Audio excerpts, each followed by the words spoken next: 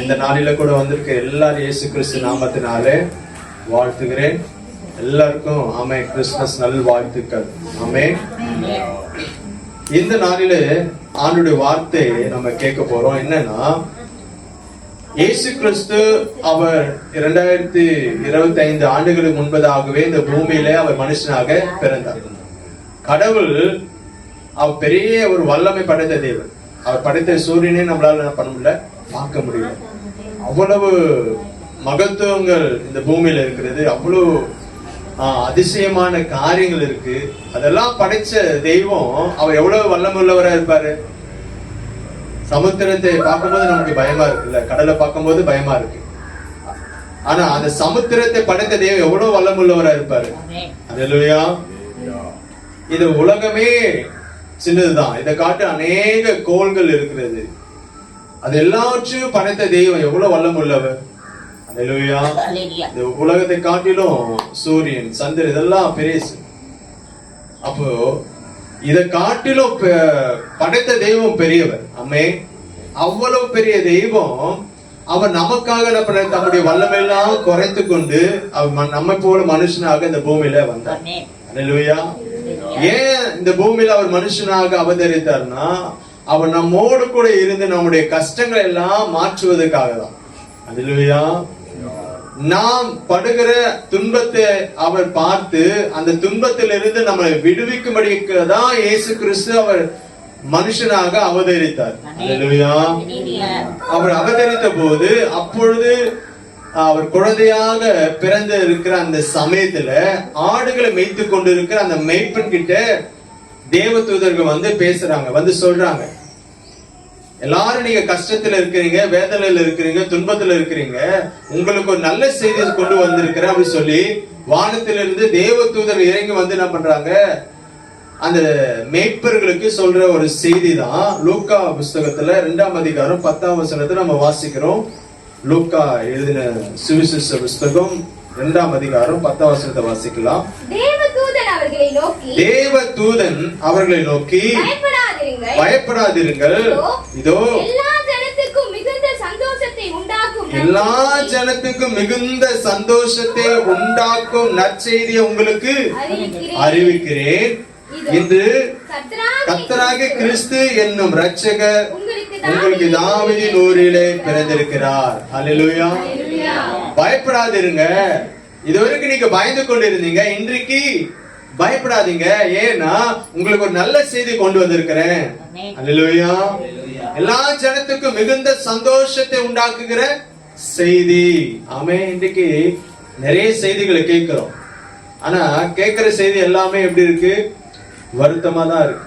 வேதனையான செய்தியை தான் கேட்கிறோம். நியூஸ் சேனல்ல பாக்குறோம், செய்திகளை பாக்குறோம், எல்லாமே அங்கே சண்டை நடக்கிறது, இங்க யுத்தம் நடக்கிறது, இந்த வியாதி பெருகி இருக்கிறது. இப்ப நிறைய, இப்போ கொரோனாக்கு அடுத்து நிறைய ஒரு வியாதி இப்போ வந்துருக்கு. அநேக தேசத்துல அதிகமான பேர் பாதிக்கப்பட்டு இருக்கிறாங்க. அப்படிலாம் நியூஸ் எல்லாம் கேட்கிறோம். அங்க இயற்கையினால பேரழிவு வருகிறது. இலங்கை தேசத்துல பாருங்க எவ்வளவு பேரழிவுகள், வீடுகள் எல்லாம் நிலச்சரிவுனால பாதிக்கப்பட்டது. நிறைய நம்ம நல்ல செய்தியை கேட்க முடியல. எங்க பார்த்தாலும் பிரச்சனை, போராட்டம், மரண செய்திகள் தான்.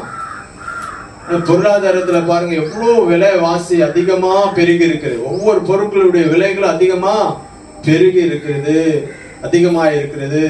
இனி வரும் நாட்களிலே வாழ்வதற்கான ஆமே காரியங்கள் ரொம்ப கடினமா இருக்கும். இனி வரும் நாட்களிலே அப்படிப்பட்ட பாதிப்புகள், ஆபத்துகள் நிறைந்த காலமா தான் இருக்கிறது.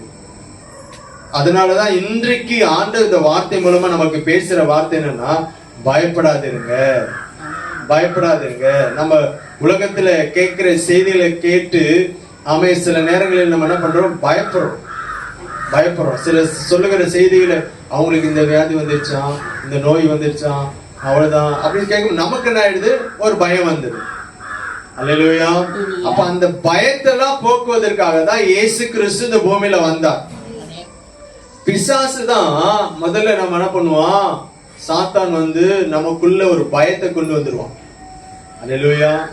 சில வியாதியா இருக்கும்போது அவங்கள பார்த்து சரியாயிடும், நல்லாயிடுவீங்க, இன்னும் சீக்கிரத்துல நீங்க சரியாயிடும், உங்களுக்கு சரியாயிடும், நீங்க நல்லா ஆயிடுவீங்க அப்படி சொன்னாலே என்ன ஆயிடும்? சரியாயிடுவாங்க.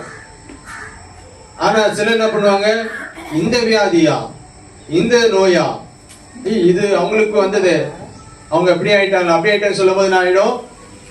சரியாக வேண்டியவங்க கூட என்ன ஆயிடும்? இன்னும் பலவீனம் ஆயிடும். அல்லேலூயா. ஆனா ஆண்டவராகிய இயேசு கிறிஸ்து நாம் பயப்படுகிற ஒவ்வொரு காரியத்தில் இருந்து நம்ம விடுதலை ஆக்குவதற்காக தான் இந்த பூமியில வந்தார். அல்லேலூயா.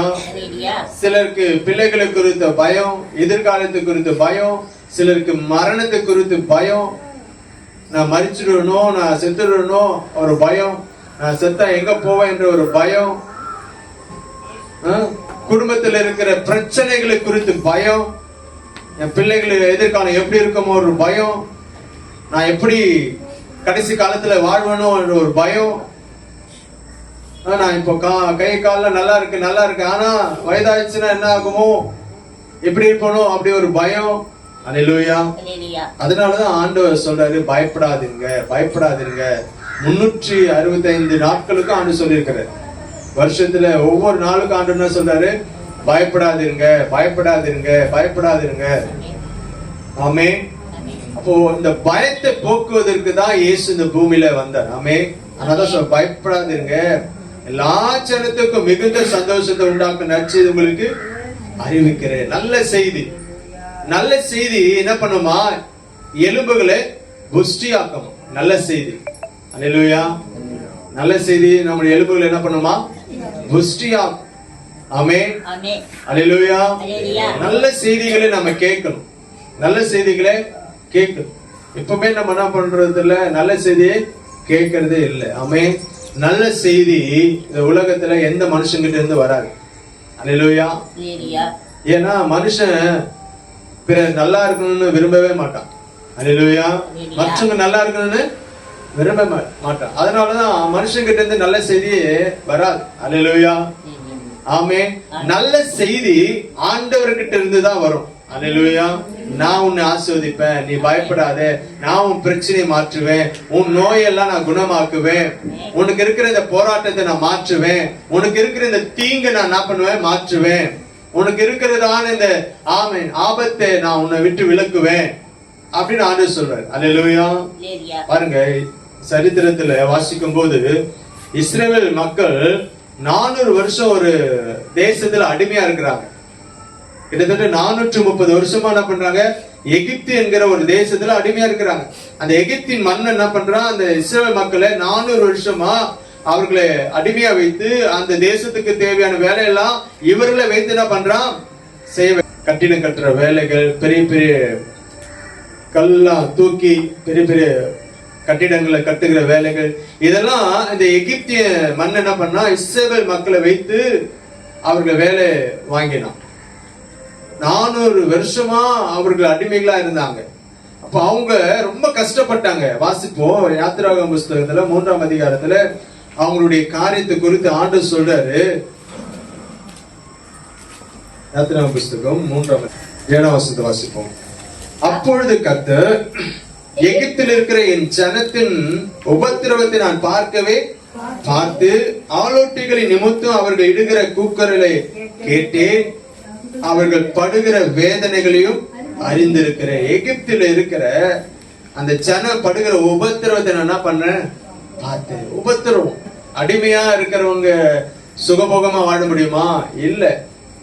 அவன் அடிமையா கொண்டு போவனால அவன் என்ன பண்ணுவான்? தனக்கு வேலை செய்வதற்கு அவன் என்ன வேணாலும் அவனை என்ன பண்ணலாம் பண்ண அவனுக்கு அதிகாரம் இருக்கு. அவன் அவ்வளவு உபத்திரம், அவ்வளவு வேதனை, அவ்வளவு துன்பம். அதான் வேதம் சொல்லுகிறது, என் ஜனத்தின் உபத்திரவத்தை நான் பார்த்து அப்புறம் ஆலோட்டிகளின் நிமித்தம் அவர்கள் இடுகிற கூக்குரலை கேட்டேன், அவர்கள் படுகிற வேதனைகளை அறிந்திருக்கிறேன். அப்ப ஆண்டவர் நம்முடைய வேதனைகளை அறிகிறார். நீங்க படுகிற வேதனைகளை அவர் என்ன பண்றாரு? அறிந்திருக்கிறார். வேதனைகளை அவர் என்ன பண்றாரு? அறிகிறார். ஒருவேளை நீ நினைக்கலாம், என் வேதனை யாருக்கு தெரிய போகுது? என் பிள்ளைகள் கூட என் வேதனை என்ன பண்ண மாட்டாங்க? புரிஞ்சு கொள்ள மாட்டாங்க. கணவர் கூட என் வேதனை புரிஞ்சு கொள்ள மாட்டாங்க. சொந்த பந்தம் கூட நான் படுகிற வேதனையை புரிஞ்சு கொள்ள மாட்டாங்க. அல்லேலூயா. அப்போ அப்படிப்பட்ட வேதனை நிறைந்து இருக்கிற உங்க வாழ்க்கைய ஆண்டவர் அறிகிறார். அல்லேலூயா. சொல்ற உபத்திரவத்தை என்ன பண்றேன், பார்க்கவே பார்த்து அவருக்கு இடுகிற கூக்கல்ல கேட்டேன், அவருக்கு படுகிற வேதனையை அறிந்திருக்கிறேன். சில நேரங்களில வேதனையில நம்ம என்ன பண்ணுவோம், கூக்கலிடுவோம். எப்படி, ஆண்டவரே கடவுளே என்னையே இந்த துன்பத்துல இந்த கஷ்டத்தை வச்சிருக்கீங்க, என்னை சீக்கிரமே எடுத்தா கூட நல்லா இருக்குமே அப்படின்னு நம்ம என்ன பண்ணுவோம், கூக்குரலிடுவோம். அல்லேலூயா. அந்த மாதிரிதான் இஸ்ரவேல் மக்கள் அந்த 400 வருஷமா அந்த தேசத்துல அடிமையா இருந்தாங்க.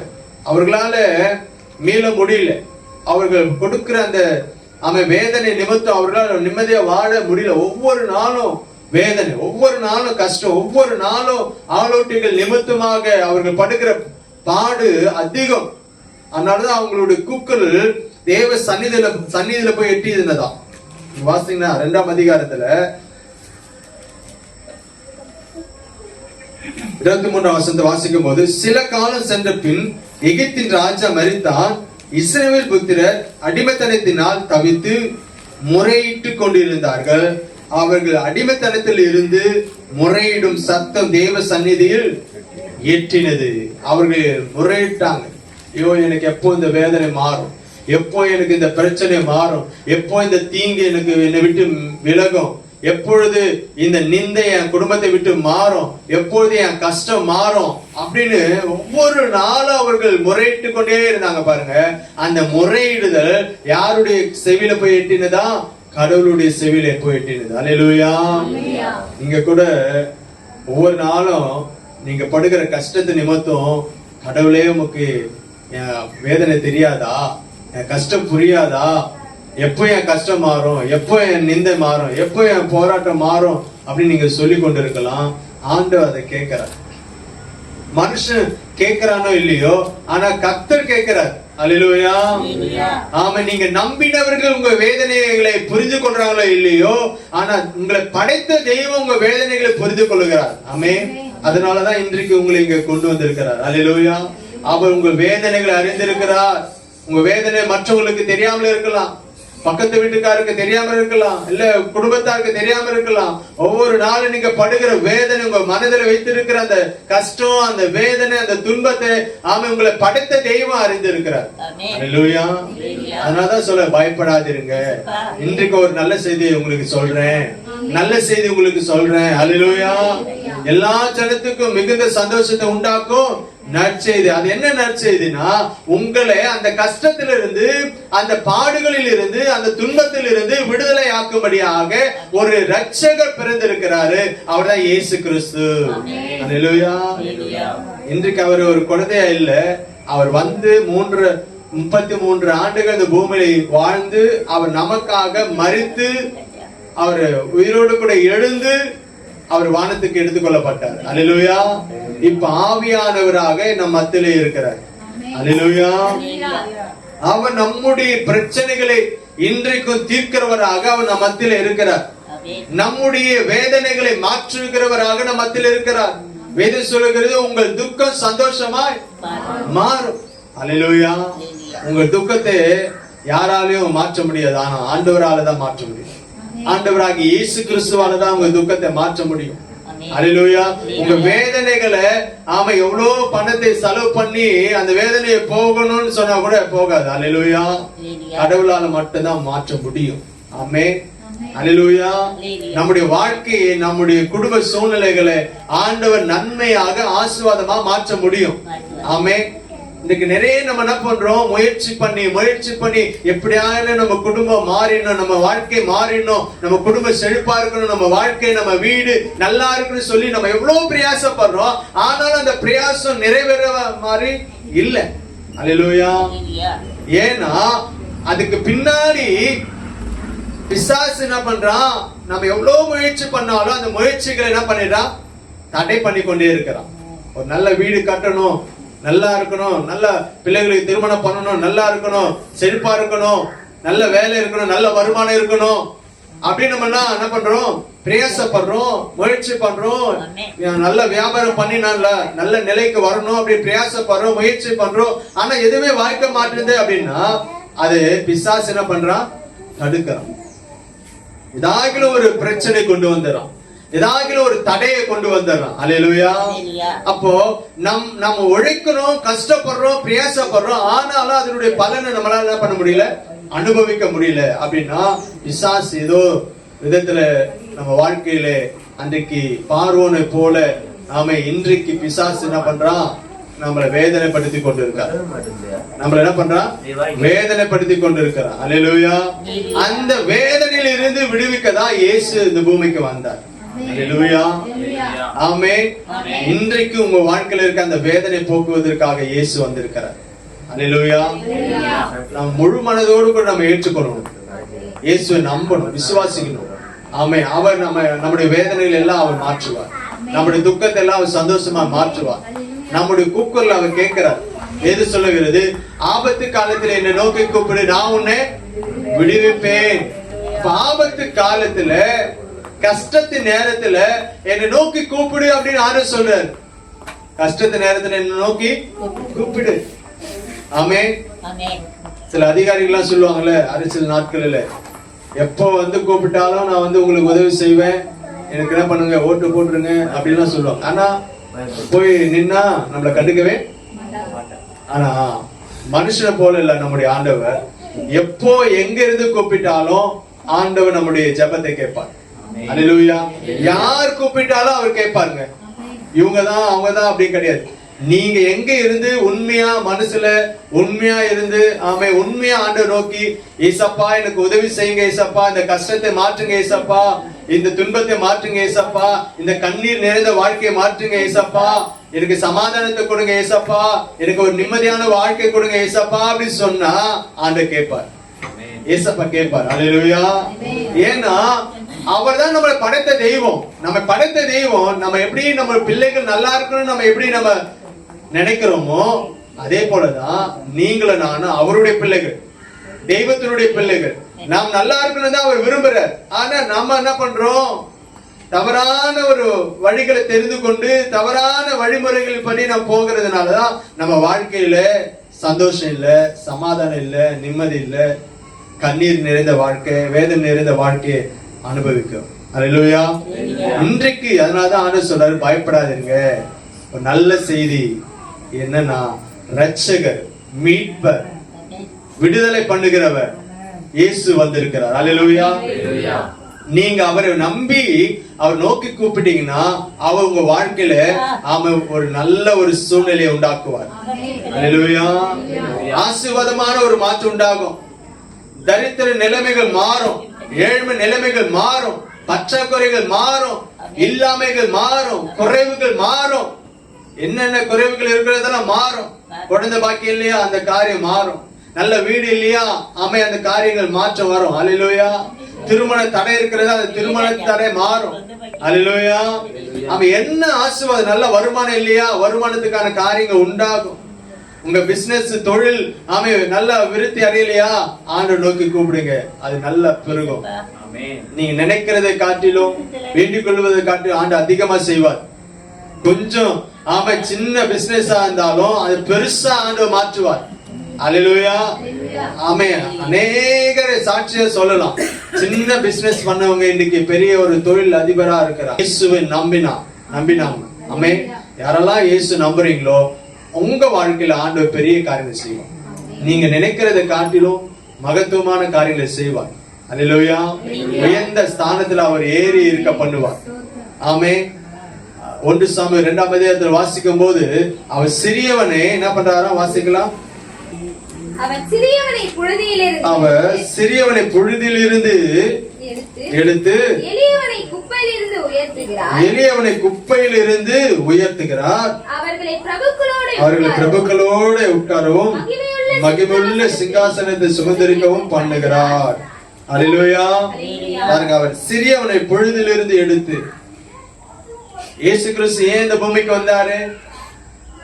சிறியவர்களா இருக்கிற, எளியவர்களா இருக்கிற, குப்பையில டஸ்ட்ல இருக்கிற நம்மள என்ன பண்றாரா? உயர்த்துவதற்காக தான். அல்லேலூயா. நம்மள உயர்ந்த ஸ்தானத்துல உட்கார வைப்பதற்காக தான் இயேசு இந்த பூமியில வந்தார். ஆமென். இன்றைக்கு ஒருவேளை உங்க சூழ்நிலை தாழ்ந்து போன சூழ்நிலையா இருக்கலாம். இன்றைக்கு தீர்க்கதரிசனமா ஆண்டவருடைய வார்த்தை வருகிறது. ஆண்டவரை நீங்க விசுவாசித்தா, நம்பினா, ஆண்டவங்களை உயர்ந்த ஸ்தானத்துல உட்கார பண்ணுவார். உங்க பிள்ளைகளை உயர்ந்த ஸ்தானத்துல அமர பண்ணுவார்.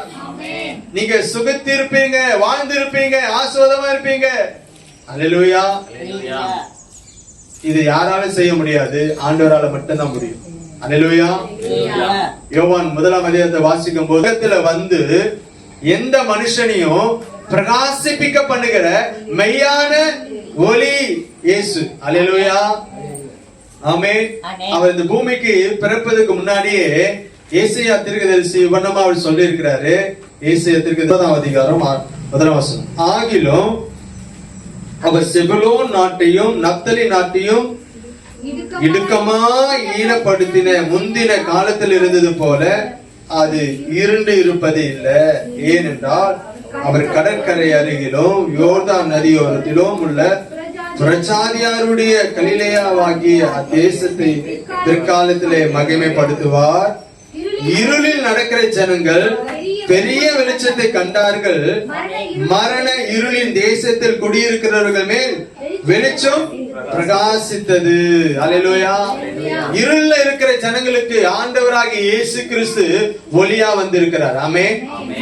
ஒருவேளை உங்க வீட்டுல இருள், அது என்னவா இருக்கலாம்? வியாதி என்கிற இருளா இருக்கலாம், இல்ல கடன் என்கிற இருளா இருக்கலாம், இல்ல சண்டை, அடிக்கடிக்கு எங்க வீட்டுல சண்டையா இருக்கு, சண்டை என்ற இருள் இருக்கலாம், இல்ல குடிப்பழக்கம், ஆமே, அப்படிப்பட்ட ஒரு இருள் இருக்கலாம்.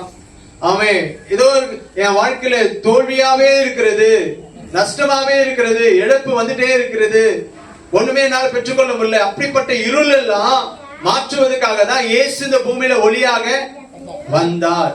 அல்லேலூயா. அந்த ஒளி எந்த மனுஷனையும் பிரகாசிக்க பண்ணுமா? அல்லேலூயா. அந்த ஒளி வந்து எந்த மனுஷனையும் பிரகாசிப்பிக்க பண்ணும். அல்லேலூயா. ஒருவேளை இன்றைக்கு உங்க வீடு, உங்க குடும்பம், ஆமை, இருளா இருக்கலாம், ஒளியாகி இயேசு அவர் வந்திருக்காரு. அதனால சொல்றாரு, பயப்படாதிருங்க, பயப்படாதிருங்க. எல்லா ஜனத்துக்கும் மிகுந்த சந்தோஷத்தை உண்டாக்கும் நற்செய்தி. ஆமே, அந்த நற்செய்தி தான் இயேசு கிறிஸ்து. ஆமே, ஒளியாகி இயேசு கிறிஸ்து.